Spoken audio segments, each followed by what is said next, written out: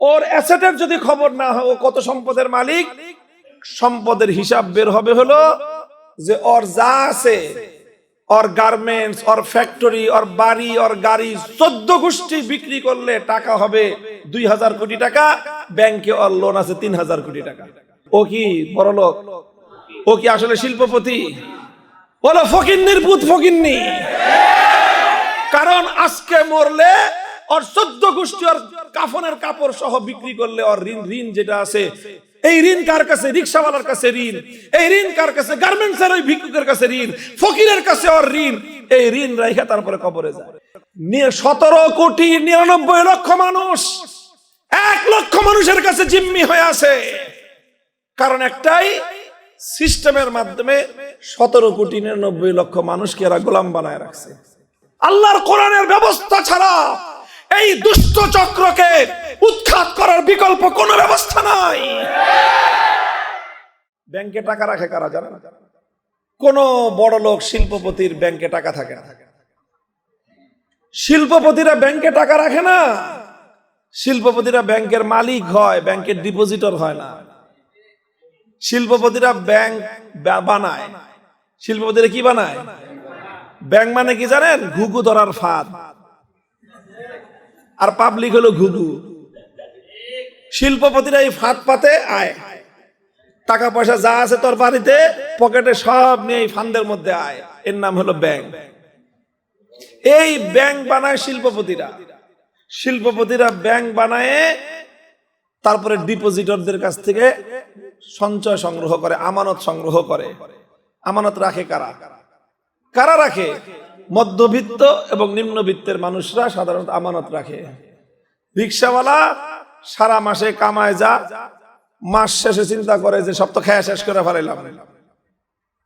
মাস শেষে 500 টাকা 1000 টাকা ডিপোজিট রাখে, ডিপিএস করে। গার্মেন্টসের শ্রমিক নারীরা পুরুষরা 6000, 8000, 10,000 টাকা করে বেতন পায়, মাস শেষে 1000 টাকা ডিপিএস রাখে। কেন রাখে? যে 5 বছর পরে 10 বছর পরে এক হাতে কিছু টাকা পাবো, ওই টাকা দিয়ে বাড়িতে একটা টিনের ঘর তুলবে। এই মানুষ হলো ব্যাংকে টাকা রাখে। মধ্যবিত্তের লোকেরা ব্যাংকে টাকা রাখে। 1 লক্ষ মানুষ টাকা রাখলে ধরে নেন 1 লক্ষ মানুষের টাকা দিয়ে 100 কোটি টাকা হয়। এরপরে কি করে? হলমার্কের এক শিল্পপতি আইসা ম্যানেজাররে বলে তোর 50 লাখ, আমার এখানে একটা লোন স্যাংশন করে দিবি। ওই ম্যানেজার আর কয়েকটা ধান্দাবাজ মিলে তখন তাকে 3000 কোটি টাকার লোন দিয়ে দিল। 3000 কোটি টাকা নিয়ে ওই লোক বাস সে ব্যবসার কথা বলে 3000 কোটি টাকা নিল। এই 3000 কোটি টাকা কার বাপের টাকা? এটাই গরিব মানুষ। এই যে গার্মেন্টসের শ্রমিক, এই যে রিক্সাওয়ালা, এই যে ভ্যান চালক, শত শত না হাজার হাজার মানুষ 500-1000 টাকা করে জমাইছে, আর এক কলমের খোঁচায় নিয়ে গেল 3000 কোটি টাকা। এই হলো বড় বড় যত ব্যবসায়ী আছে, ইল্লা মাশাআল্লাহ 2-4 জন যদি বাদ থাকে, সেটা খুবই কম, খুবই কম। অল্প কিছু ব্যবসায়ী বাদ আছে। আর অধিকাংশ ব্যবসায়ীদের অবস্থা হলো যে তাদের অ্যাসেটের তুলনায় লায়াবিলিটি বেশি। বুঝেন নাই? এই যে বড় বড় বাড়ি হাঁকায়, ঢাকার শহরে সপরিবারে মানুষ হলো 4 জন, বুড়া বুড়ি আর একটা পোলা আর একটা মাইয়া। পোলাটা থাকে লন্ডন, মেয়েটা থাকে কানাডা। এই হলো তার অবস্থা। আর 2 জন আছে সাহেব আর বিবি। গাড়ি হলো 3টা। কয়টা গাড়ি? একটা প্রাডো, একটা মার্সিডিজ, আর একটা কি আর বড় দামি ব্র্যান্ডের গাড়ি, BMW গাড়ি।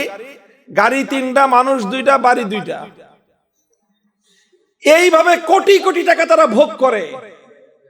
ওর অ্যাসেটের যদি খবর না হয় ও কত সম্পদের মালিক, সম্পদের হিসাব বের হবে হলো যে ওর যা আছে, ওর গার্মেন্টস, ওর ফ্যাক্টরি, ওর বাড়ি, ওর গাড়ি 14 গোষ্ঠী বিক্রি করলে টাকা হবে 2000 কোটি টাকা। ব্যাংকে ওর লোন আছে 3000 কোটি টাকা। তাহলে বলেন, ওর ব্যবসা বাণিজ্য সহ সব কিছুর ভ্যালু আছে 2000 কোটি টাকা। ব্যাংকের ঋণ আছে কত? ও কি বড়লোক? ও কি আসলে শিল্পপতি? বলো ফকিন্নির পুত ফকিন্নি। কারণ আজকে মরলে ওর 14 গোষ্ঠী ওর কাফনের কাপড় সহ বিক্রি করলে ওর ঋণ যেটা আছে, এই ঋণ কার কাছে? রিকশাওয়ালার কাছে ঋণ। এই ঋণ কার কাছে? গার্মেন্টসের ওই ভিক্ষুকের কাছে ঋণ, ফকিরের কাছে ওর ঋণ। এই ঋণ রাইখা তারপরে কবরে যায়। এগুলি এক দুইটা ঘটনা না, টোটাল সমাজের চিত্র হলো এই। এগুলা করে কারা? কি বললাম? রাজনীতিবিদ, শিল্পপতি আর সরকারি আমলা।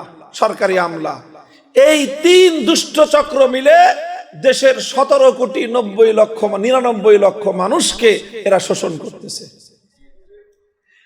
17,99,00,000 মানুষ 1 লক্ষ মানুষের কাছে জিম্মি হয়ে আছে।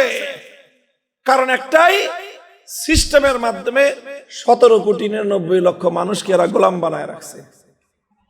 আর এই গোলামরা স্বাধীনতার দিবস উদযাপন করে, বিজয়ের গান গায়। বলেন কিরকম দুঃখটা লাগে? বলেন কিরকম দুঃখটা লাগে? এই 17,99,00,000 মানুষ যখন বিজয়ের গান গায়, ওই 1 লক্ষ শয়তান হাসে, বোধাইগুলি তোরা বিজয়ের গান গাছ। ভাই আমি যা বললাম বাস্তবতা এর চেয়েও করুন, এর চেয়েও নির্মম, এর চেয়েও নির্মম। আল্লাহর কোরআনের ব্যবস্থা ছাড়া এই দুষ্ট চক্রকে উৎখাত করার বিকল্প কোনো ব্যবস্থা নাই। সত্যের মশালবাহী প্রিয় মনীষীদের পাপড়ি টিভি।